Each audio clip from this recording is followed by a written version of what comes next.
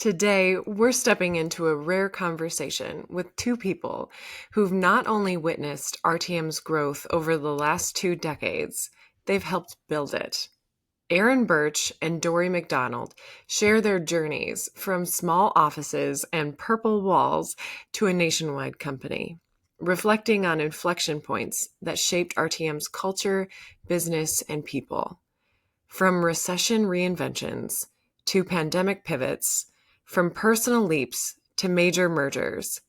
This is a behind the scenes look at what it really means to grow alongside your company for 20 years and to still be excited for what's next. I'm Katherine Jelinek, your host for Beyond Engineering, a podcast from RTM Engineering Consultants, where a genuine devotion to people and their passions empowers us to grow together, lead with integrity, and make a meaningful impact.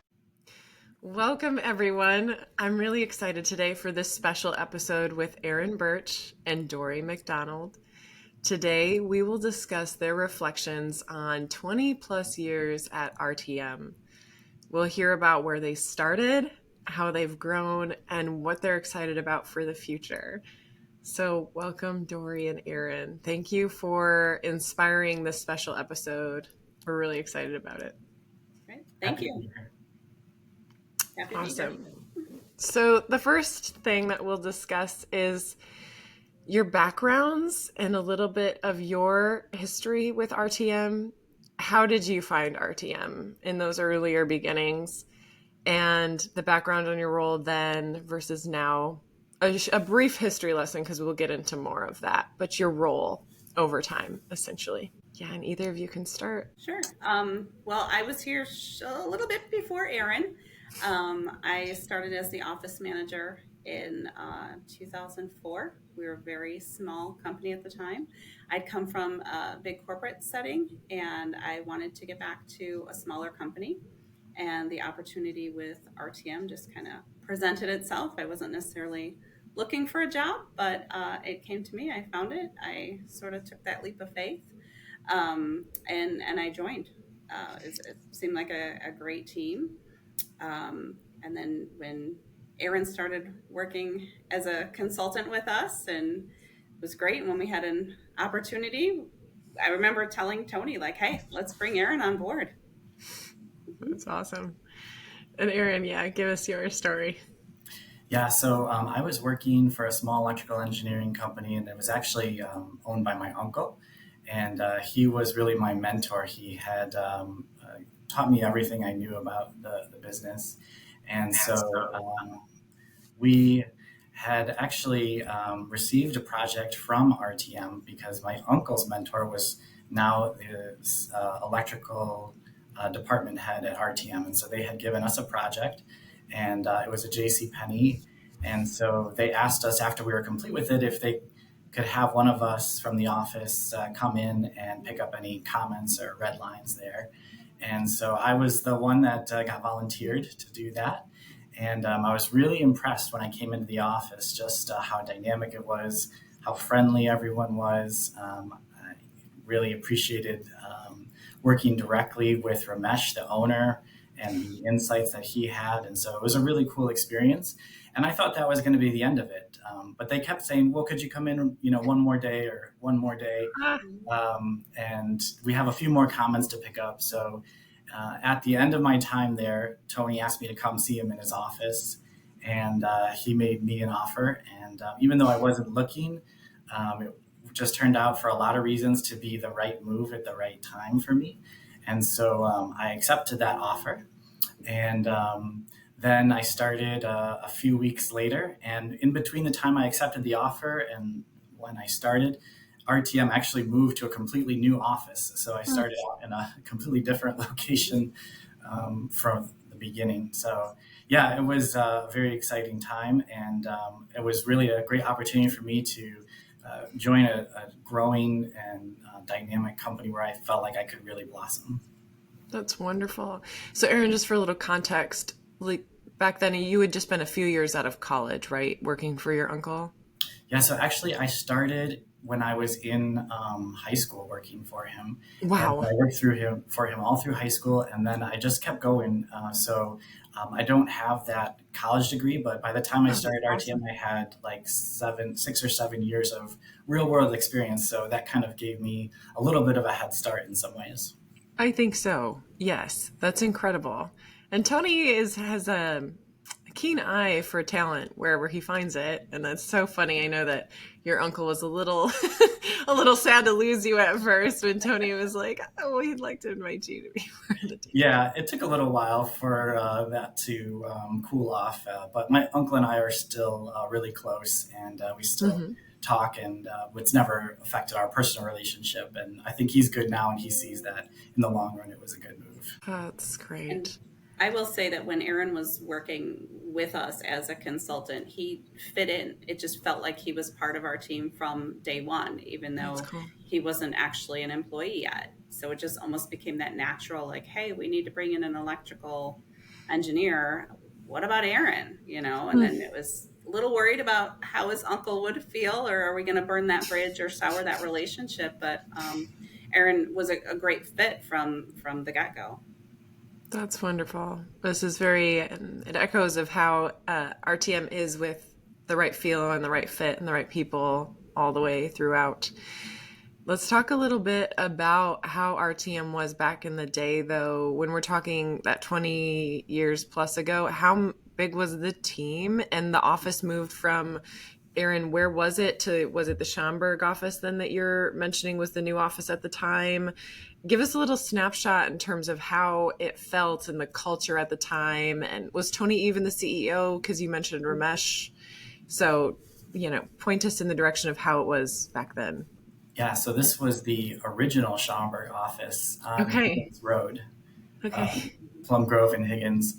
And it was just a small office park. And RTM was really outgrowing. It was kind of bursting at the seams there. Tony's office was actually remote in the same building, but in a different suite because they had just outgrown the space that they had for the engineering. And so then the new office was in South Barrington, about 10 or 15 minutes northwest of there. And it was a brand new building. Dory had picked all the finishes. It was purple walls Nice. Yeah. everywhere. Perfect. Dory said that was a beautiful color. She got her Yep. say of the decorating. That's And good. so, yeah, but going back there now or thinking about going back there now is kind of like going back to your old elementary school where it felt so big at the time, but now it seems so tiny and but your Mm. memories there are still really vivid. So we had about 20 employees, I think, when I first started. And it was very energetic place to come and work. There was a lot of work to do. It was really, you had to work hard every day, but there was always something new to learn. And you really enjoyed the people that you were working with. And there was a lot of characters there as well. So I still remember a lot of the names and faces that we started out with 20 years ago. When Sure. I started, there was 13 people. So I was, or 12, sorry, I was the 13th, and we were in that old Schaumburg office. So when we moved to South Barrington, like Aaron said, it felt like it was such a big space. We had about 5,000 square feet, and we didn't even furnish half of the office because we didn't need to. And Wow. then we quickly, within 2 years, all of a sudden we had to build out the other half of that office, and we got full very fast. So, Hmm. Aaron came in, we're at 20 something, then we're at, 30 people in this office, and we ran out of parking. We had no parking spaces. We were renting from other buildings just so that people could have a place to park in our parking lot. So the growth happened really fast, but it was really, really exciting. That's so Very cool. exciting times. And Tony was the CEO, but when you both started, right? So Tony was actually considered like the vice president, and his dad was in charge. So That's cool. Ramesh was making the decisions, even though Tony was running the business side of things, Hmm. but all the engineering, all the projects, everything went through Ramesh. So like Aaron was on the engineering side, and I'm on the, office administration side. So everything Aaron was doing was with Ramesh. And then everything I was doing, I'd be working for Tony, supporting his dad in the engineering teams as well. But all those decisions, Tony would say, let's go ask dad. Let's go ask dad. So he still made Cool. all those decisions. Yeah. And Tony was the IT department, the accounting department, the operations. Yep. Yeah, he had his hand in everything except for the engineering. So I Yep. fondly remember like staff meetings we would have to try to determine who was going to work on what project. And Tony would be drawing up plays like a basketball coach, trying to figure out how we were going to spread everybody out and how everyone was going to balance their work week and how we were going to support one another. And it was quite something to witness, but we eventually had to grow out of that because we just got to be too big and we couldn't sustain that type of coordination at the size we were getting to. Yeah, he's evolved many times, and look at how well he has, which is so cool to hear and think about. And the company, hearing about how you were, Ramesh was still at the head, and he's the craftsman, that craftsman engineer. It's really cool to hear about those early days. Okay, so now lead us through some of the inflection points throughout the next 20 years. Some of the big highs and lows, the major memories, the moments of trajectory shift, or like, oh my God, this changed us to our core, Mhm. Like what stands out? For me, one of the big highs was starting RTM's first satellite office in Orlando, Florida in around 2007. And this was an opportunity I wasn't expecting or anticipating. I was trying to think about how it all got started. And so what I remember is that Tony had been to an industry trade show and met someone at an architectural firm in Orlando that said they had so much work and they couldn't find enough MEP engineering firms. And if we were to open an office down there, that they would be able to just hand us work on a daily basis and be more than we could handle. So that really intrigued Tony as the business entrepreneur, finding a client that really has a lot of work that needs support. And so I remember one time I had a friend who was getting married at a destination wedding in Florida, and we were young and newly married ourselves and didn't have a lot of money. And so I asked Tony, like, hey, is there any business reason you would want to send me to Florida? And I was going to try to get a free plane ticket out of it. And he's like, yeah, actually, you know what? You could go and meet with this architect, take him out to lunch, get to know them, see what you think. And so that's what I did. And it went really well. And then a few months passed, and the relationship continued to develop. The opportunity continued to grow. And so finally I said to Tony, hey, what's going on with this? He's like, well, do you think you would be able to move to Orlando? And so I talked to my wife, and she was a little hesitant. And so I had to really talk her into it. So we actually went down again to Orlando, and Tony came with us actually to help scout it out, maybe to look for a place where we would live. And he really wanted to make sure that she was comfortable with it too. So Wow. yeah, eventually that all came to fruition, and we moved down there in May of 2007. Oh my gosh, this just reminds me about, like, it just is so similar to so many of the stories that have echoed from RTM's history. The high touch and the alignment of the personal evolution that fits with the company's evolution. He's done this with the story I've heard from Jessica Iverson and Catherine Dutchaver, and so many of these moments and chapters where people get to take a personal leap that aligns with the company's new leap. So that's so cool. And I was young and ambitious, and I Yeah. remember some of the others, like Dorrie, telling me, you can say no to Tony. You don't have to say no to anything. And Glad you're there to say that, Dorrie. That's wonderful. They said Tony's going to push you to see what your limits are. So don't hesitate to say, hey, we're pushed too far. And I was like, no, he won't be able to push me too far. He won't be able to break me. Eventually he did, but it took a while. Well, yeah, but that's my follow-up question. I'm like, so how'd that feel? Like, was it a limit in Orlando, or what occurred? And you said you did get pushed to your limit. So what was that? Where was that? Yeah, no, we had a great experience down there. Unfortunately, the timing was all wrong because right as we were moving down there, it started the Great Recession, and Florida was hit first. and really hard. And so Mm. the architect who had promised us all this work really started to dry up on a lot of that work that we were promised. And so it was a challenge because now we were trying to make a go of it and do the best we could in that market. So that wasn't easy because when you're in a new market, no one knows you. They know all the other local players, but they don't have that relationship with you. So it really became about trying to establish who RTM is and how we could brand ourselves and how we could get introduced to the architecture firms in the area. Okay, so how did you end up navigating that? Sorry, Dory, go ahead with anything. Okay, while he was there, Aaron had also started to build a team.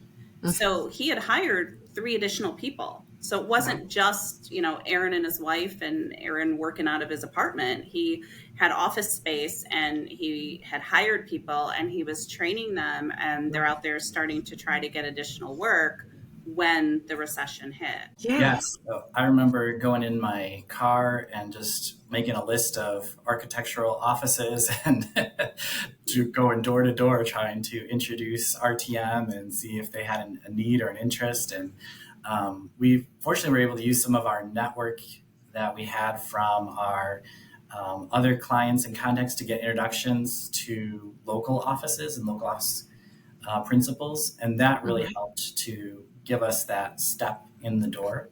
And another thing was that we really invested heavily in our marketing materials. We just happened to share office space with a brand image company. Oh, And nice. so we learned a lot from them, and we took on a project together to kind of update and revamp all of our marketing materials. And so that was a really fun project to be able to learn all about color palettes and design. And we created this really cool square, like pop out marketing package that you could slip in different industry white sheets in. And it was fully customizable. And it was really something, beautiful to hold. And Cool. so when we were all finished with it, I remember they gave us pricing on how many we wanted printed, and the lowest tier was like 500. And of course, the more you buy, the cheaper it gets, but also it's a big investment. And so I was thinking, well, let's get the 500. Tony decided to get 2,000 of them. So he went all in on it. And we just had boxes and boxes of those marketing packets for years to come. That is funny. Okay, but give us like the conclusion of the cliffhanger. Did you survive 2008 then? How did you end up navigating that, especially with the new office and your personal adjustment? Because you did mention you were pushed to your limit and you had a moment of like, this is enough. So what was that, or how did you end up figuring this out?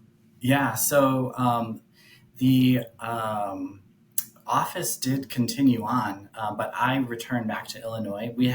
After we had our first child, we really wanted to move back closer to family. I hear And that. so Tony was very supportive of that. And he even helped me when we were looking to buy a home when we returned to, hook me up with a mortgage broker and a real estate agent or a real estate lawyer. And, just incredibly helpful all along the way. And then the office did continue on for some time. But at a certain point, it just wasn't sustainable. And so we kind of had to temporarily close up our operations in Orlando. But we ended up back there in the long run. And we still were able to rekindle a lot of the relationships that we had started back in that 2007 and 2009 era and utilize or work with those clients again. Wonderful. So cool. So how about other inflection points and major highs and lows in the history of RTM? I think the the recession obviously changed things a lot for us because as up until that point, Aaron had mentioned how the first project he worked on was a J.C. Penney, and during that time, the majority of our work was retail, and it was Walgreens and J.C. Penney. We were the engineer of record for J.C. Penney, and they were building like crazy. Our engineers were traveling. We had one guy that was gone for a month at a time, multiple times because he's out hitting, 5, 10, 15 stores as we're doing remodels and building new stores. So there was so much of that was really, we didn't have to go out and market. The work just kept coming in. So when the recession hit, that changed. and that all shifted. And so we had to shift our mindset and get out there to get work in different markets and start, looking at different avenues and branching out. So for one, that when things get better, we're never in that position again, right? We're never in a spot where it's like, other engineering firms were closing their doors. Architects that we were working with, they closed their doors. They went out of business. They didn't survive it. Tony did a fantastic job of being creative and getting out there and looking at where is the work right now. And at the time, it was a lot of government work. So we shifted. We didn't have to lay off a bunch of people or do, furloughs or days off. The leadership team, the Merchandanis, they went without pay for a while so that they could keep all of us employed and we could all keep our paychecks. What we did was shift to more government work, and everybody just banded together as a team. We had engineers that were filling out marketing proposals and SF-330 government forms because that's what needed to be done. And by doing that, we were able to get the work in, keep us going until we got out of that recession. And when we did get out of it, we now were in a bunch of different markets. We're doing, all of a sudden we're doing tenant work, and, we're still doing some of that government work. Aaron got a lot of experience in hospitals, government hospital work, whatever we could do to keep it going. Wow. Okay, so then when in all of the time did the merger stuff start? Like, when did the expansion, not just in other industries, but, begin to spread our wings and become larger together? So coming out of the recession, Tony, being the entrepreneur he is, looking at what are other ways that we can grow, what are other ways to get into those markets instead of just knocking on doors. So he started with, mergers and acquisitions, and that started in 2012 was the first one. He's like, well, let's kind of dabble in this and let's see how it goes. And we did a small one, and then in 2013 he brought in a civil team. They merged in with us, and that brought a new market to us. Right now we're doing civil, and we'd always been MEP before. So that's where it really started to take off from that point. And then every year we would do, another one or a couple of them. And we got to the point where we're doing, 2, 3, 4 mergers a year. So it's been about, 13 years we've been doing it. Yeah. And it keeps going faster and bigger. Dorrie, let's take a minute to just, what's your role has shifted many times. And you've done almost everything but engineering. Everything but engineering, you got it. And I think that what I have gathered is that you, in every role, have been a lot like the deep glue of the company in a lot of ways. And so how did it begin? And as the mergers came into play, what were you doing with that? And where are you today? Just give us that little synopsis of Dorrie's history with the company as it evolved. So I started, like I said, there was 13 people when I started, and I was brought in as an office manager to help support the team. So really the first 8 years I was here, I supported Ramesh and his team and the engineers mostly. I started to get involved with some more of the things with Tony, a little bit with accounting here and there, really anything that needed to be done within the office. I've done it all except engineering. I even used to plot drawings. I would help with marketing. I would help with, human resources, whatever we needed. And as we grew, we'd sort of identify what are these needs. Like, okay, we get to the point where I'm focusing on licensing more and, accounting or HR. So we need to hire someone. Let's backfill this office manager role. So every time we'd have these growth points, we'd kind of do an assessment or analysis and say, what are the needs of the company? Where do we need to hire? Where are we growing? So I was the office manager. Then I was the executive assistant to the CEO. So Tony's, right hand. I still do a lot with Tony. Handle a lot of things for him on the back office side. Then from there, I was the I went from there to executive assistant to the HR and administrative manager, then to the HR director, and now the director of administration. So I still oversee everything on the administrative side of RTM. I have all of our office managers are part of our production support team.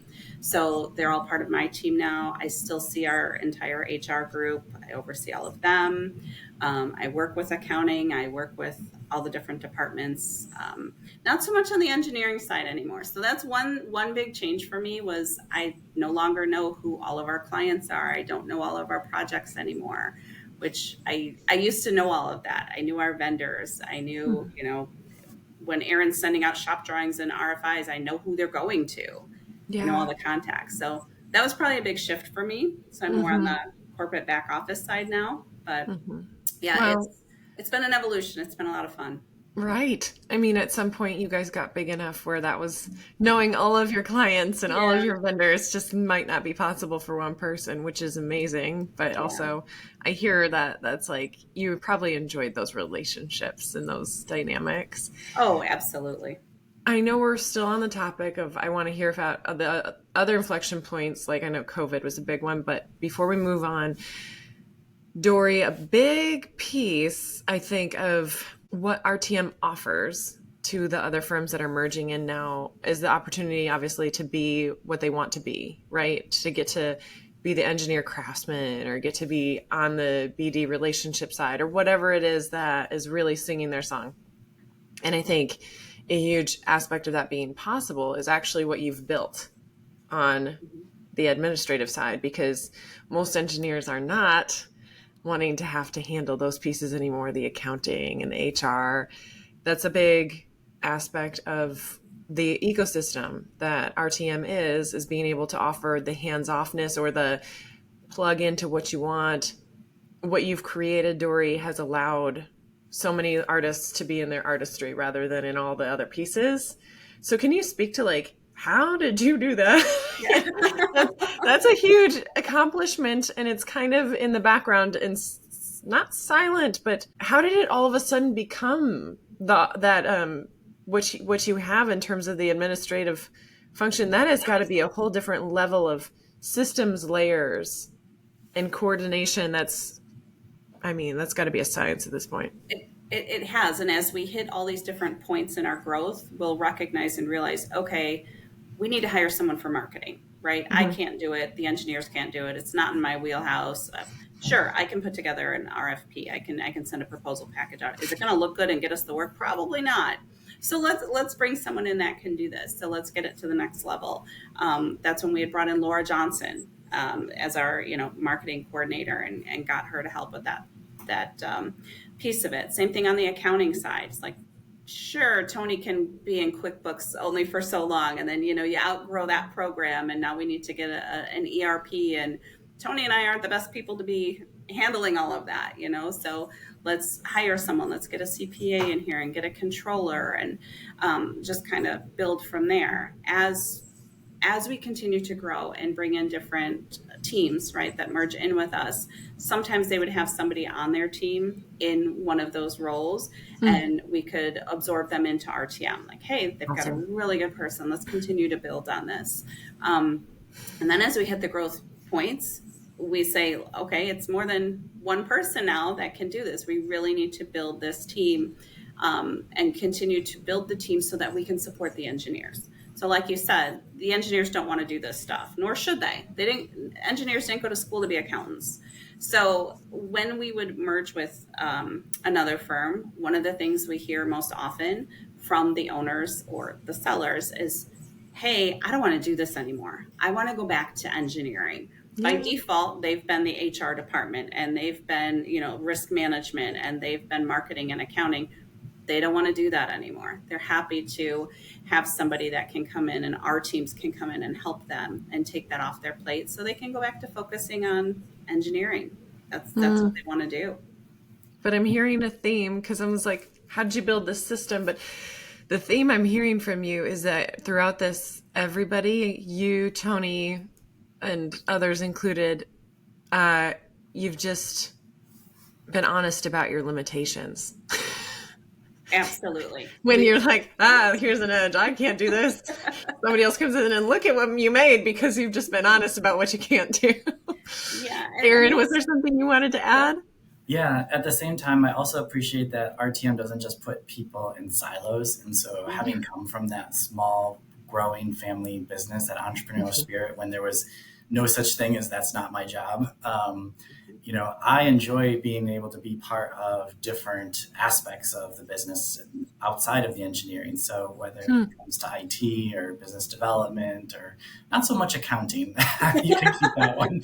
But many of those other things, and so through the core value of empowerment, RTM really provides that opportunity that I can go talk with our marketing department about an idea that I had, or I can go talk with the IT and make a suggestion. And they might even say, well, can you help us implement that? So that I still appreciate that, even though we are, put in the best and highest use, that some of us are multi-purpose tools, and so we can be used in a lot Yeah. of different ways. And I enjoy being able to have that opportunity here still.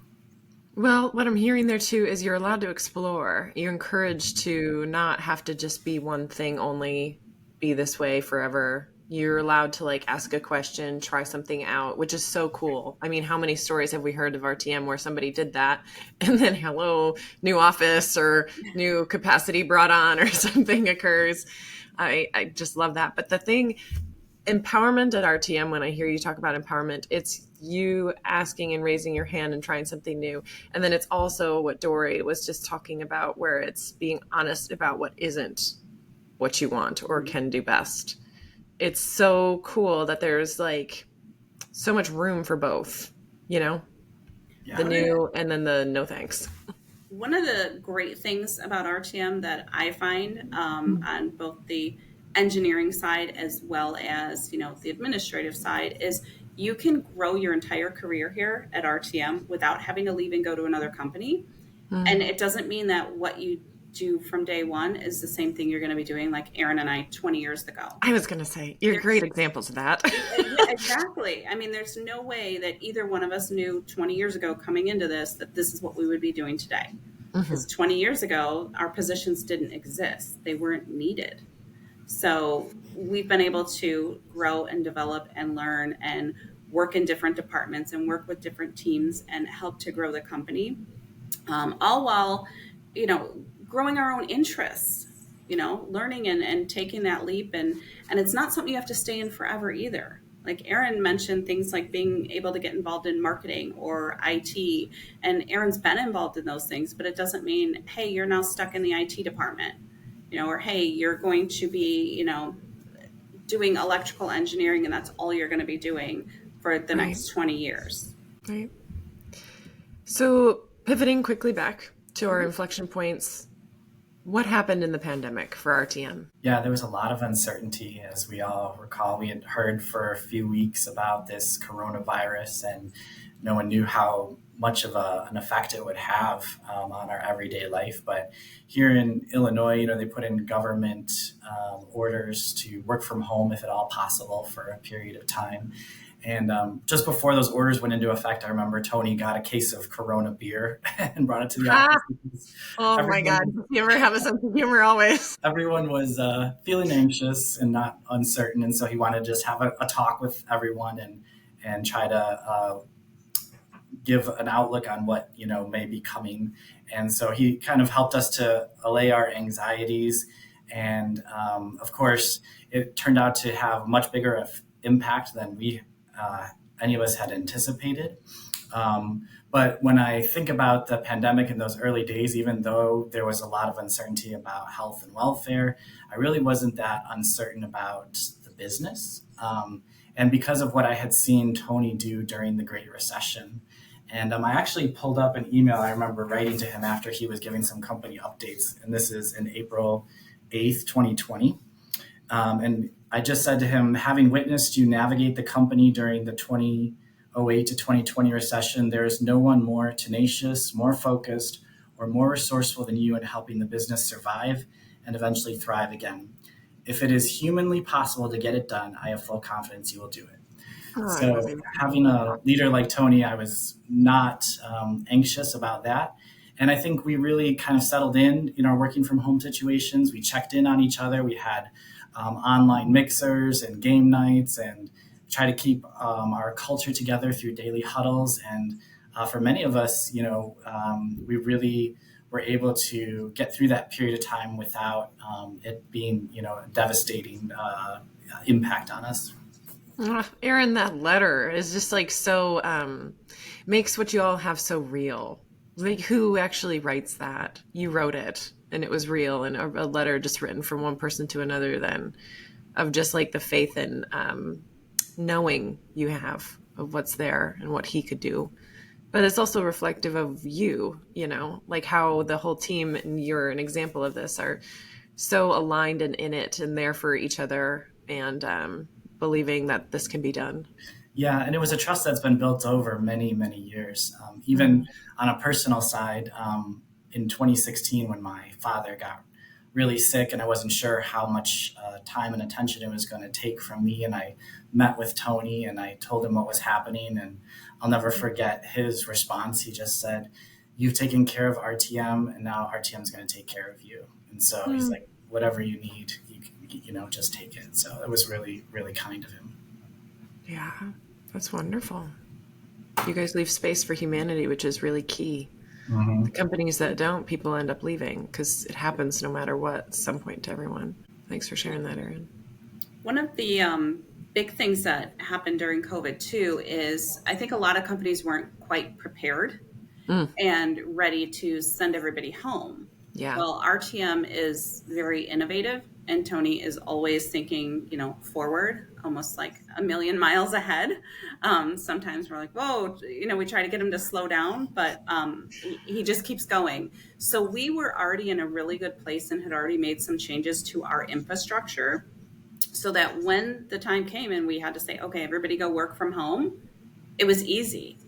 We didn't have all of this downtime, or suddenly we're trying to scramble to make sure people have the ability to connect into our servers or VPN, or if they needed a laptop, we're not scrambling to try to order equipment. We were in a really, really good spot to be able to send everybody home and keep them productive and keep them engaged with the team. So they weren't suddenly at home not sure, like, hey, what's going on? Is there work? Am I able to connect to my team? And like Erin said, happy hours and, online meetings and games and things to keep everybody engaged, along with a lot of updates from Tony. Updated, we'd have meetings, or he would send an email out to the team, just here's what's going on, here's what's happening, keeping everybody engaged and together. Yeah, that communication and consideration for the human side and what we're all dealing with at that point was really key. It's incredible that he was right in front of all of that.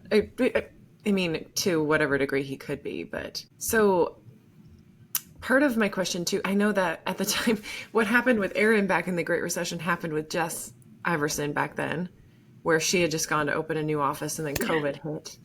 But the cool thing about that's reflective of what you just shared with the company, she used that to build more of a remote team and a hybrid team.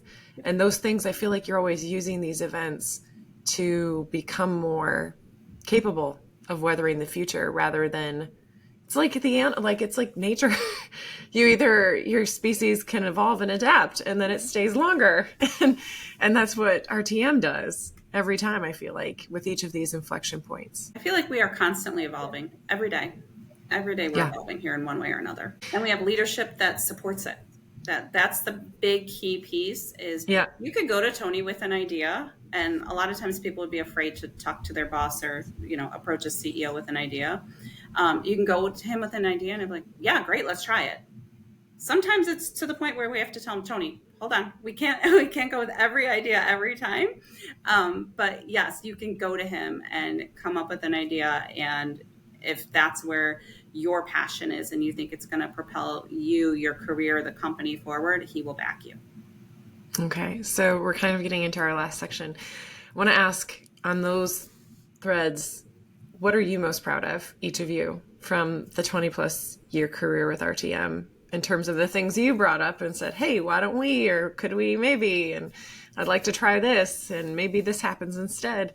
So what are you most proud of in terms of your contributions and evolutions? And also then, what do you sense for yourself and the company in the future? What's the newest edge? Where are you headed? Where is everyone headed? Yeah, I would say one of the things that I would point to is our current studio structure. Um, it was something that, as I mentioned at the outset, when we were 20 people and we were all one big pool of engineers and designers, that it was difficult to coordinate. And so we had approached Tony at one time and said, hey, can we break it down into smaller teams and just all focus on the same projects? Now, most engineering companies have an electrical department or mechanical department, and they may not always align in their priorities or their schedules. So we said, what if we had a mechanical, electrical, and plumbing team that we worked together on the same projects with the same priorities, the same clients, and we kept that consistency to give our clients a better feel for who they were working with on a regular basis. And so that was something with Tim Hedrick that we developed and presented, and it really was a great success in helping us to organize and also have scalable building blocks for our growth. And so that's something that we're still using today in every kind of new company that we integrate with. We bring that structure to them and encourage them to utilize it too, because it's been so successful for us. And Erin, forgive me if I'm not putting the pieces together correctly. Is that what has now become the COE as the Center of Excellence, or is that different? So the centers of excellence are a combination of all the studios in a specific market sector. So yeah, that's kind of the house. The COE is the house. Okay. And the studio is the brick. Yes, and the specific focus and industry area. Got it. Okay, and so that's one of the contributions and evolutions you're most proud of. Yeah. And one more I could add, there's something that became very personal to me back in 2017. We were doing a site project survey and in Brooklyn, New York. And it was a 2-day survey. We arrived in the afternoon and we just did a quick tour around the building, and we were getting escorted by the general contractor. And at one point he got a call over his phone and he said, I have to go, there's been an accident. And so we decided to return to our hotel. We had, our evening, and then the next morning I got a call from our client and they said the accident involved the architect that we were there to meet. And so it was a pretty catastrophic accident. He did survive, but it was something that was life-altering. And so that really impressed upon me the importance of safety, especially when we're on a job site, because of our lack of familiarity with construction sites. We're not there very often. And so when we are there, we're probably the highest risk people because of that reason. So I was able to develop a kind of informal safety presentation and visit various offices. And we also encouraged everyone to have their PPE, so their high vis, their hard hats, and everything that was provided by the company, and just gave them some basic guidelines and common sense reminders about the importance of safety on project sites and not to do anything that you don't feel comfortable with, and to really keep it in perspective. And so that's, I think, really helped us to keep that in the forefront of RTM culture as well. Yeah, that's a tough story to hear, but I'm glad that you were able to use it to be something to be protective for the future and create standards that'll make a difference. How about you, Dorrie? Yeah, so for me, I gotta say it's for one, seeing the company grow, being able to build all of these departments and build this back office, build some really robust teams, as well as the processes and things that we have in place now that obviously none of it existed when I started. We have, an amazing recruiting team. We've built a college recruiting platform where we're going to 26, 27 colleges per year. We've built an intern program. We bring in, 40 interns a year, and our conversion rate, we end up usually converting them to full-time if they're graduating that year. Most of them end up becoming full-time engineers, and then getting to see them grow throughout their career. you've mentioned Jessica Iverson and Kat Dutchaver. I remember when both of them started with us fresh out of college. They started their careers as this was their first job, and now they've become principals, office leaders, directors. So getting to see that and really growing and developing the team and everything that we've built. When you're in it, you don't realize how much is actually happening because it is happening very fast. But to be able to look back on 20 years. Yeah.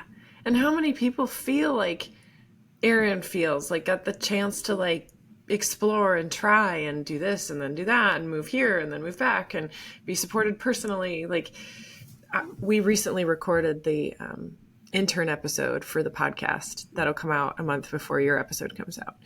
And what I felt really came across to me is how the interns know it too. Like, and they've been there for maybe 3 months and are the newest of the new in terms of RTMers, but that they also like get it and are given opportunities to be mentored, are given opportunities to lead, and they feel the small team, big opportunity reach vibe. And it's just like, whoa, you guys, it's there right away for them. So you're really doing it right, Yeah, it's been great. And, when you get to see them, like, Erin and I started 20 years ago. Erin didn't even have children yet, to see this family grow and develop. And now we're talking about our kids driving, getting ready to think about college and getting to do that within one company and all these people that we see grow and develop in their careers and their lives. It's been amazing. Yeah. And you've made space for everybody to grow, including yourself. Mm-hmm. Yeah.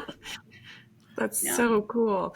Okay, so you've kind of more or less said probably what you're excited about in the future, but to just say like space for future discussion, like what's the current new horizon for you and the company? What else? Yeah, I think like Dorrie said, we never would have envisioned where we are today. So we can't really envision where we're going to be 5 years from now, but it's exciting to have that possibility because we know that things will change. We know that things will evolve. And so we're excited to see where it goes. I think we're really placing a heavy emphasis on innovation and how that's going to help our business, especially through the use of AI. So I'm excited to be part of that development and rolling out those tools to the team and making us more efficient and smarter and stronger as we go forward. That's wonderful. Yep. I agree with Erin. I mean, I can't tell you what tomorrow's going to look like or next week or next year. It's ever evolving. But I do know that the next chapter's coming, right? What that's going to look like, we don't know. But the exciting piece of it is I know that we're going to learn new things. We're going to take on more. I come to work every day and I don't feel like it's work. It's just the place I go when I'm not at home. You don't get a chance to get bored, so I'm ready for it. I'm ready for the next challenges and continuing to grow the team and bring on new team members and new mergers where we get to meet new groups and have them, come into RTM and join us and continue to grow with us. Really wonderful to hear this. And I do think, Erin, for what you said, I think we're in a new inflection point and don't quite know it all yet with AI. And I am excited to hear about how that, RTM is always so evolution friendly. So I can only imagine you will use it to the greatest advantage of everyone, clients, customers, team, everybody. But thank you both. This is really so enriching to actually hear about a company that is like RTM and that you can look at it with the 20-year scope from those early days with Ramesh at the helm and a 13-person team or a 20-person team and the early risks that were taken. And now like the new things, what I love the most is how you can both really see how you could have never planned what you know today and never could have foreseen it. And it's better than you expected. And so why even try to imagine the future? Because it could just be better than you expect. I mean, it's just like, drop the mic. That's good. We're here for it. All right. Well, we close with closing appreciation. So either of you, who would you like to shout out to or the gratitude for? I wrote a little speech, like an Oscar speech. So. Do it, Erin. Give it to It's not too long, but I just wanted to give a shout out to Tim Hedrick, Catherine Dutch-Shaver, Marcin Jakubowski, and Salvador Lincoln. We were part of the original associates group that Tony had. It was like his young engineering group that he was mentoring as future leaders.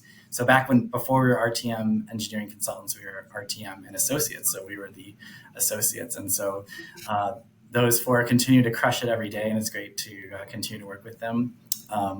I'd like to thank Jim Wicker and Brandon Blackberg and Dan Culliker for the opportunities that they've given me to grow and affect the company in meaningful ways, especially recently. And also, of course, I'd like to thank Tony for his tireless efforts to build a great company and for his personal support and mentoring through these last 20 years. I'd like to thank Ramesh for his establishing that standard of engineering excellence that he's built the company on and given us such a great foundation. And finally, I'd like to thank all my colleagues, past and present, for making this such a fun and memorable place to work these last 20 years. Thank you, Aaron.